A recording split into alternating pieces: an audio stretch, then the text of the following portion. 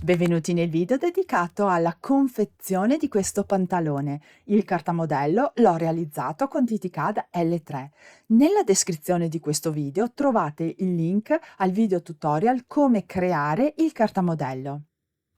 Questi pantaloni l'ho realizzati in tessuto punto Milano.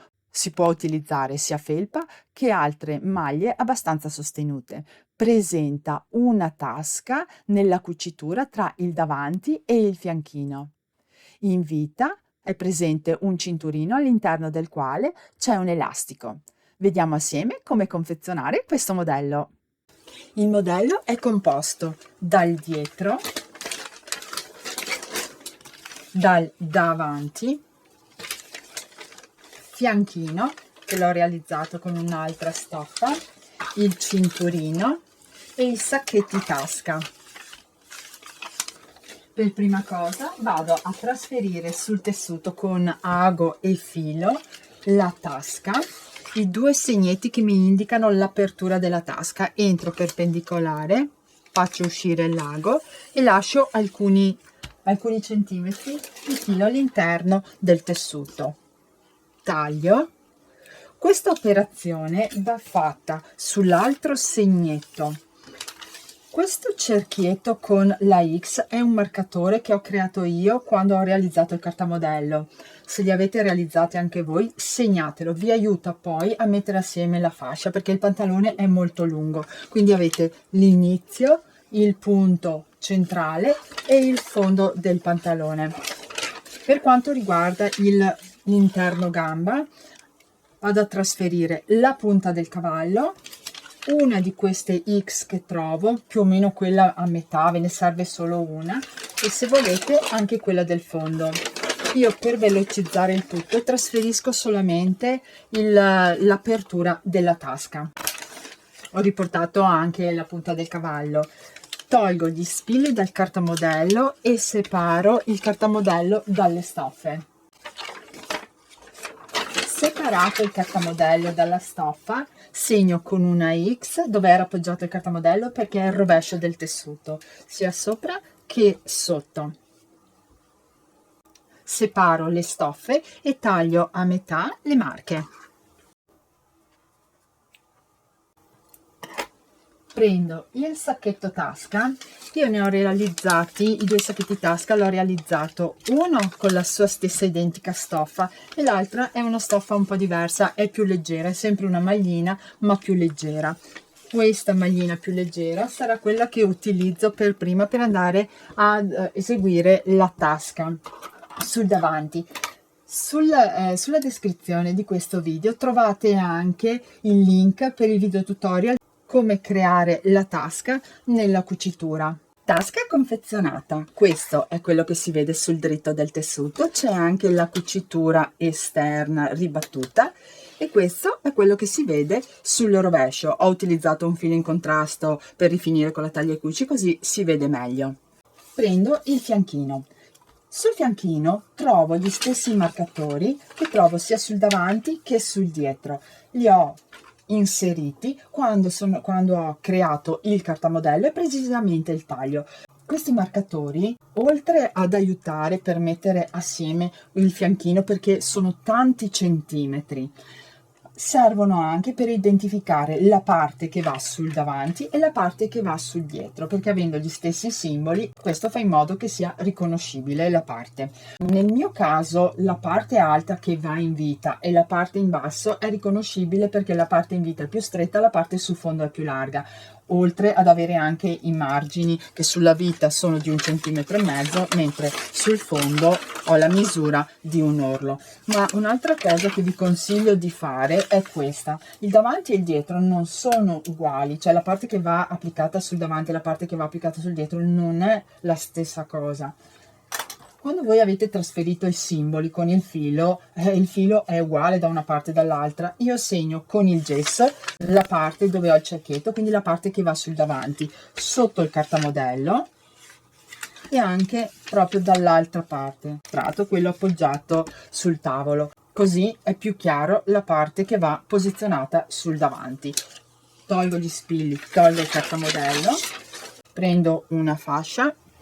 Questo è il dritto della fascia ed è la parte, questa parte è quella che va posizionata con il davanti. Prendo il suo davanti, questa è la parte diciamo del fianco del davanti dove ho la tasca. Prima di posizionare il davanti sul fianchino vi consiglio di, con ago e filo, trasferire esattamente l'angolino della tasca, questo e questo, proprio entrare verticalmente. Questo vi facilita poi nella cucitura a macchina, perché la cucitura a macchina deve essere eseguita sia sui margini, però questo punto è fondamentale perché la cucitura poi dovrà risultarvi esattamente sull'angolino. Attenzione a non prendere dentro l'apertura e dovete passare sull'altro angolino. Quindi posiziono dritto contro dritto, blocco subito, dovete bloccare subito il marcatore in vita, il marcatore che vi trovate a metà e il fondo. Quando avete bloccato questi tre, iniziate a mettere assieme tutto quanto il fianco. Poi trasferite sul tessuto i margini di cucitura con il metro e il gesso, li misurate e li trasferite sulla linea del gesso, imbastite, poi viene fatta una cucitura a macchina e la rifinitura con zig-zag o taglia e cuci. Cucita la parte del davanti con il fianchino, questo è quello che si vede sul rovescio e questo sul dritto del tessuto. Qui c'è la tasca, si può togliere ora l'imbastitura e qui c'è l'apertura.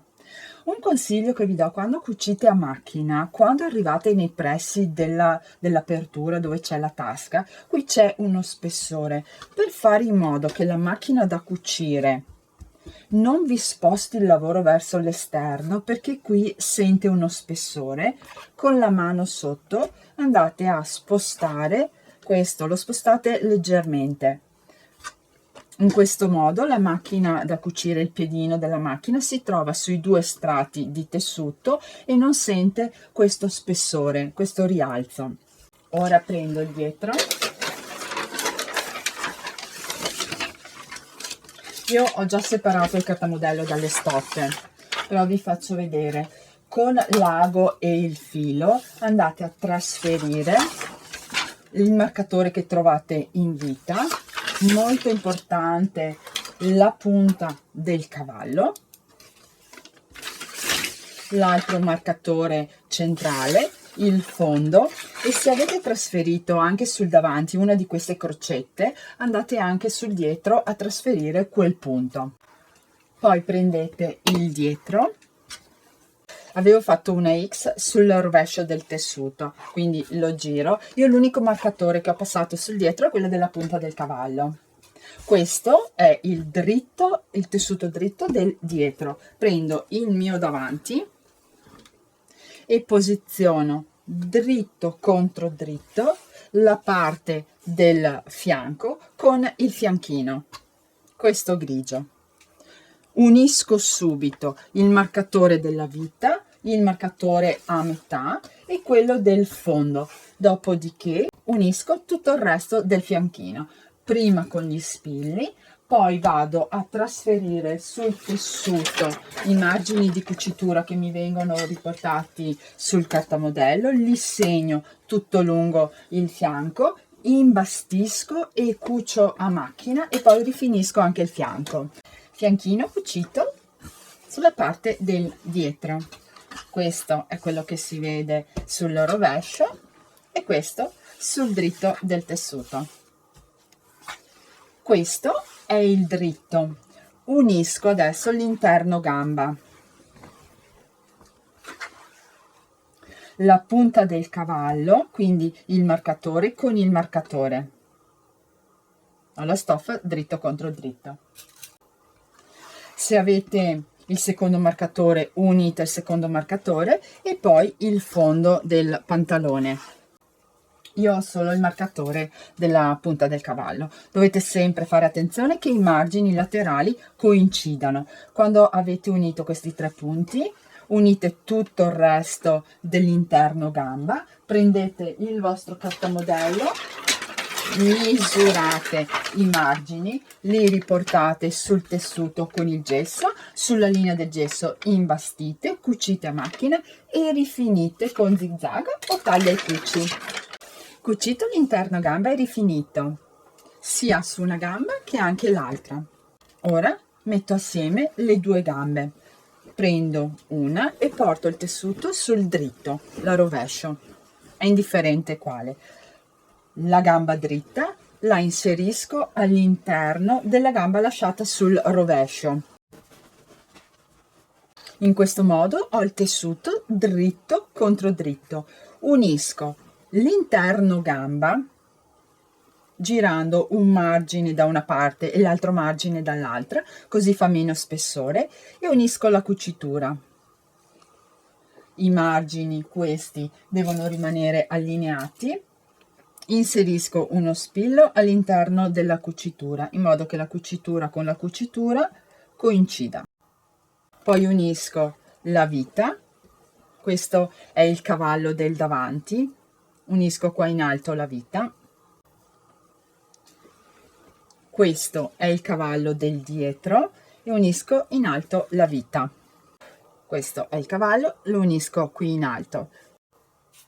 Unisco tutto il cavallo del davanti e il cavallo del dietro tra di loro. Riporto i margini di cucitura che mi vengono indicati dal cartamodello sul tessuto, sempre con la mia riga e il gesso, e poi eseguo una cucitura a macchina su tutta questa U del cavallo. Tutta la U del cavallo, eseguo un'imbastitura, cucitura a macchina e taglia e cuci o zigzag.